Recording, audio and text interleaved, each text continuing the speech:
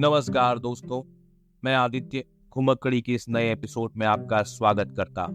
आज हम मध्य प्रदेश के एक ऐसे शहर में हैं जो कई वजहों से प्रसिद्ध है। एक खूबी यह भी है कि यह जगह मध्य भारत क्षेत्र में खान पान की राजधानी है, तो दूसरी खूबी यह कि यह भारत का सबसे साफ सुथरा शहर है। जी हाँ, हम बात कर रहे हैं इंदौर की, जो मध्य प्रदेश का एक बड़ा व्यवसायिक शहर है और लोग इसे मिनी मुंबई के नाम से भी जानते हैं। इंदौर शहर बहुत पुराना नहीं है। हाल ही में शहर ने अपनी 308वीं सालगिरह मनाई है। दरअसल इस शहर की शुरुआत ही व्यावसायिक उद्देश्य से हुई है। बात साल 1715 की है, जब मराठा व्यापारियों और जमींदारों ने व्यावसायिक उद्देश्य से मालवा के इस हिस्से में बसाहट शुरू की। इसके बाद 1716 में इंदौर के राव राजा राव नंदलाल मंडलोई ने उस वक्त के मुगल बादशाह के सामने इस क्षेत्र को नो टैक्स जोन घोषित करने की मांग रखी, जिसे मुगल बादशाह ने मान लिया और 3 मार्च 1716 को इंदौर एक कर मुक्त व्यावसायिक शहर के रूप में प्रतिष्ठित हुआ। बताते हैं कि उस समय यह दुनिया का पहला टैक्स फ्री शहर था। इस दौरान यहाँ होलकर राजवंश भी बसा। कहते हैं कि होलकरों को पेशवा बाजीराव ने इंदौर की जागीर दी, तब इसका नाम इंद्रपुरी होता था। फिर मराठाओं ने इसका नाम इंदूर कर दिया और फिर अंग्रेज आए जिन्होंने इसे इंदौर पुकारा। इस शहर को चाहे जिस भी नाम से पुकारा गया हो, लेकिन यहाँ की जमीन ने सभी को दाना पानी दिया। हालांकि शहर के अलावा इसमें एक खूबी जमीन की।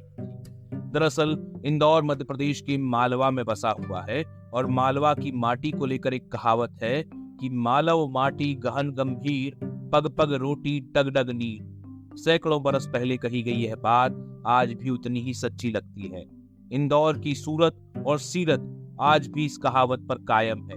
आप पूछेंगे कैसे, तो वो ऐसे कि यहाँ आने वाला कोई भी आदमी शायद ही कभी भूखे पेट लौटता हो।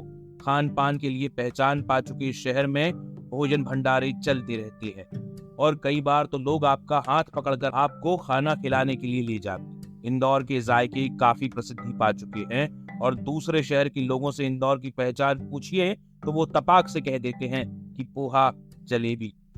बस इसी जवाब पर आकर मैं ठहर जाता और कहावत पर लौट जाता, क्योंकि यह समय होता है कहावत की पहली लाइन को फिर से याद करने का। मालव माटी गहन गंभीर। जी हाँ, मालवा की इस माटी पर बसे इंदौर की पहचान महज खान पान या पोहा जलेबी या साफ सुथरेपन तक सीमित नहीं हो सकती। यह पहचान इससे कहीं गहरी और उजली है। इस पहचान में कला, संस्कृति, साहित्य और खेल सब कुछ है। इंदौर के हिस्से में ऐसा बहुत कुछ है जो आज की उजली चकाचौंध से कहीं ज्यादा चमकीला है। ऐसी सैकड़ों विभूतियां जिन्होंने इंदौर की मिट्टी में जन्म लिया और दुनिया में नाम कमाया। आज भी शहर के एक इलाके में वो इमारत है जिसमें स्वर कोकिला लता मंगेशकर पैदा हुई। तानसेन के नाम से नवाजे गए अमीर खां साहब भी यहीं पैदा हुए। मशहूर चित्रकार M.F. हुसैन ने भी इंदौर की गलियों में ही अपना बचपन और जवानी गुजारी। वहीं साहित्य की बात करें तो काव्य जगत में आधुनिक मीरा की उपाधि पा चुकी महादेवी वर्मा का नाम भी इंदौर से जुड़ता है और राजेंद्र माथुर, शरद जोशी, प्रभास जोशी और राहुल बारपूते जैसे कई लोगों का नाम इंदौर की इसी मिट्टी से जुड़ता है। आज इंदौर बदल चुका है। शहर में बसे नए लोगों को पुरानी बातें पता नहीं और जिन्हें पता है उनमें से कईयों को याद नहीं, लेकिन हमें उम्मीद करनी चाहिए कि कभी ये हाल जरूर बदलेगा। नया इंदौर पुराने इंदौर को गर्व से याद करेगा, उसके सुनहरे साए में अपने सपने देखेगा।